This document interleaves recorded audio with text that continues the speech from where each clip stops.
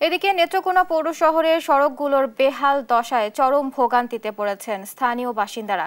খানাখন্দে ভরা রাস্তায় প্রতিদিনই ঘটছে ছোট বড় দুর্ঘটনা। এ নিয়ে বিস্তারিত জানাতে সরাসরি যুক্ত হচ্ছেন সহকর্মী জিয়াউর রহমান। জিয়াউর, সড়কগুলোর এমন বেহাল অবস্থার কারণ কি? জনগণের এই দুর্ভোগ লাঘবে পৌর কর্তৃপক্ষের কোনো উদ্যোগ চোখে পড়েছে কিনা, এ বিষয়ে আমাদের জানাবেন।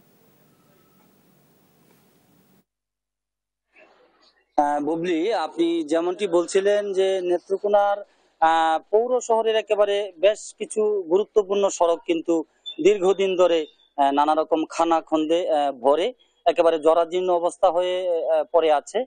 আর এজন্য এখানকার যারা স্থানীয় বাসিন্দা আছেন, বিশেষ করে এই এলাকার লোকজন কিন্তু এসব খানাখন্দে ভরা সড়ক দিয়ে যাতায়াত করতে গিয়ে তারা প্রতিনিয়ত চরম দুর্ভোগ পোহাতে হচ্ছে বলে আমরা জানতে পেরেছি। আমি এই মুহূর্তে যে জায়গাটিতে আছি সেটি হচ্ছে নেত্রকোনা পৌর শহরের একেবারে যে আধুনিক সদর হাসপাতাল রয়েছে, সিভিল সার্জনের কার্যালয় রয়েছে, এই সদর হাসপাতাল সড়ক এটি। এই সড়কটির এই যে আপনারা দেখছেন যে আসলে এই সড়কটির স্থানে স্থানে কিন্তু একেবারে বড় বড় গর্তের সৃষ্টি হয়েছে এবং অল্প বৃষ্টি হলেই কিন্তু এসব গর্তে বৃষ্টির পানি জমে কাদায় কাদায় সয়লাব হয়ে গেছে। আর এখানে এই রাস্তা দিয়ে প্রতিনিয়ত কিন্তু শত শত লোকজন, বিশেষ করে হাসপাতালে রুগীরা যাচ্ছেন, স্কুল কলেজের শিক্ষার্থীরা যাচ্ছেন। তারা চলাচল করতে গিয়ে অনেক সময় তাদের এই যে গাড়ির চাকা থেকে কিন্তু ময়লা পানি ছিটকে গিয়ে তারা কিন্তু তাদের জামা কাপড় নষ্ট হচ্ছে।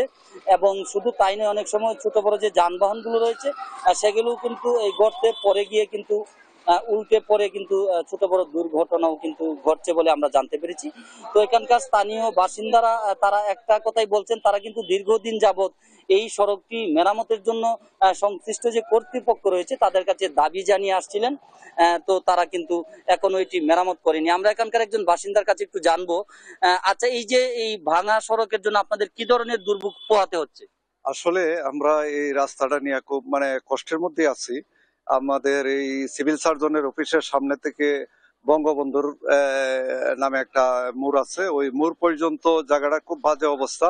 বিশেষ করে এটা এই ড্রেনের পানি সঞ্চালনের কোনো ব্যবস্থা না থাকার কারণে বিভিন্ন জায়গার মধ্যে পানি বাড়ছে, রাস্তা একবারে বিধিকিচ্ছা অবস্থা হয়ে যায়। মেইন একটা হাসপাতাল এখানে, জেলা সদর হাসপাতাল, রোগীরা অনেক কষ্টের মধ্যে, অনেক ভোগান্তির মধ্যে এদিক দিয়ে চলাচল করে। হ্যাঁ, আমরা আসলে খুব সাধারণ মানুষ হিসাবে কর্তৃপক্ষের কাছে আমরা আবেদন জানাচ্ছি যাতে এটা অচিরেই এটা মেরামতের একটা ব্যবস্থা এবং পানি সঞ্চালনের একটা ব্যবস্থা করা হয়। আপনারা শুনছিলেন যে তিনি বলছিলেন আসলে এই যে রাস্তার যে তাদের দুর্ভোগ, আসলে এই মোড়টি আমরা যেটা জানতে পেরেছি এখানে স্থানীয়দের সাথে কথা বলে, এটি হচ্ছে এলাহি নেওয়াজ খান মোড়। মূলত এই মোড়ের অবস্থা সবচেয়ে শোচনীয়। এবং আমরা এখানে এসে যে বিষয়টি দেখতে পেরেছি যে ছোট ছোট কোমলমতি শিক্ষার্থীরা, পাশে একটি কিন্ডার গার্ডেন একটি স্কুল রয়েছে, এই স্কুলে কিন্তু শিক্ষার্থীরা, অভিভাবকরা তারা যাতায়াত করতে গিয়ে কিন্তু প্রতিনিয়ত এখানে দুর্ভোগ সহ্য করছেন।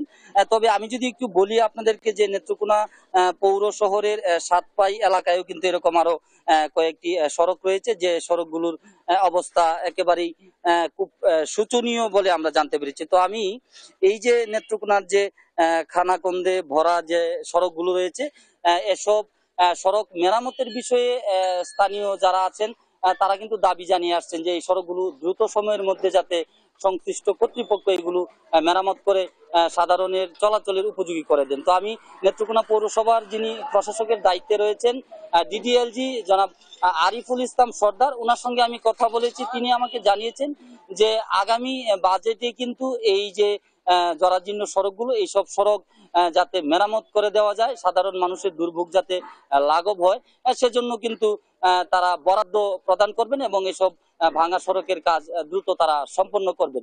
তো এই ছিল আমার কাছে নেত্রকোনা পৌর শহরের বিভিন্ন জরাজীর্ণ সড়কের চিত্র এবং তার সর্বশেষ পরিস্থিতি। বুবলি।